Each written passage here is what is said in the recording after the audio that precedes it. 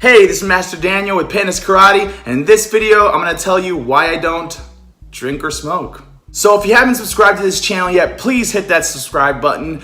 We would really appreciate it. I always love all you guys and love more fans. So it all starts with this little guy here. I don't know if you guys can see. It says d.a.r.e. Drug Abuse Resistance Education. And yeah, so when I was in 5th grade, I was one of 3 kids to win this little bear, and it had like a medal. Apparently, back in Montgomery County, there was like this program called d.a.r.e. Maybe they still do it. I'm not sure. I don't hear about it as much anymore, but this is where police officers would come into your school, come into your class, and basically talk to you about drugs and alcohol. And it was a really cool class. They gave us a challenge. They gave the whole school a challenge, which was to write an essay and describe a drug alcohol abuse situation. So we were all challenged to do that. This was for everybody. So I took it upon myself to do it, and I'm not a great writer. I'm actually really bad.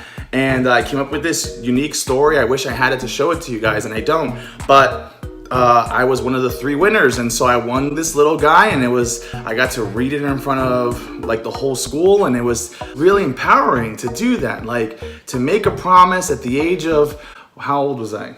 10, 11? To make a promise that I will never drink or smoke or do anything for the rest of my life. Like, wow, that's a lot of pressure to put on a kid. But I did it anyways. So growing up my whole entire life, I had people, friends, peers tell me, hey, why don't you drink? Hey, why don't you smoke? Hey, why don't you do that? This is very personal stuff I'm telling you, but I want to share with you that information in that life. Back in middle school, people did come up to me and offer me that. I mean, even my first day of 9th grade, I was offered weed, and I didn't really know what that was. I didn't understand what it was. And I confidently said no, because that was the training I experienced, and I just didn't want to do that. In high school, more of my friends experimented with drinking and other things, and while I saw that and was around that, I just didn't want that for me, because I kind of saw what it did to them. Especially me being a martial artist, why would I want something in my head to inhibit full control of myself? Like, if I ever got into a tough situation where I had to use my karate or get myself out of there, I kind of want to be mentally there to do whatever I need to. Eventually, I really got into health. I really started getting into exercising and really pushing myself. I was going to tournaments every single month, and I just really got into fitness, and I just didn't want that in me. I didn't want to smoke, I didn't want to drink, I didn't want to do anything like that. Eventually, I ended up going to college, and while I was in college, I mean, I heard this one time, that college is basically an expensive party where you drink. I don't know where I heard that from, but it was really funny to hear that. Being around that atmosphere, something was happening in my home. In my own home, one of my family members was dealing with alcoholism, and I didn't realize what was going on in my home. Like, could you imagine seeing a person every single day, and you think that that person is okay? You think that they're fine, that this is just how they are. They're really funny all the time and active, and you didn't realize you're talking to somebody who's under the influence. So that was happening to me, and it was really hard to see that and to fully understand it, that I was living with somebody like that, and I was being raised by somebody like that.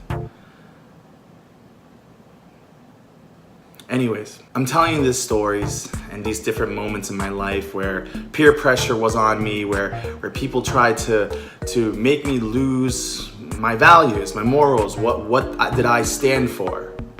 And I wanted to share with you that that's the reason why I don't. So did people make fun of me or tell me, hey, you're old enough, why do you still don't? Sure, yeah, I still get those kind of questions. And I would wonder, maybe they weren't really my friends to begin with. I mean, a true friend would understand that I don't. I have a lot of good friends like that. Maybe the ones that aren't good friends are the ones that don't respect my decision. I think that's the point I want you to take, is that don't ever let somebody force you in a situation you're not ready for, or you don't want to do, because you don't have to. doesn't matter. You're more than welcome to have fun and enjoy yourself and be who you are, but you don't need to put yourself in those tough situations. I'm really glad that the D.A.R.E. program was around. I wish it still was. I wish it still was in schools because it made a difference in my life. And I'm a product of it. I hope you guys really enjoyed this video. I hope you guys learned something new and different. I'm sure you guys have your own stories or thoughts about moments like this. So I'd love to hear it from you guys.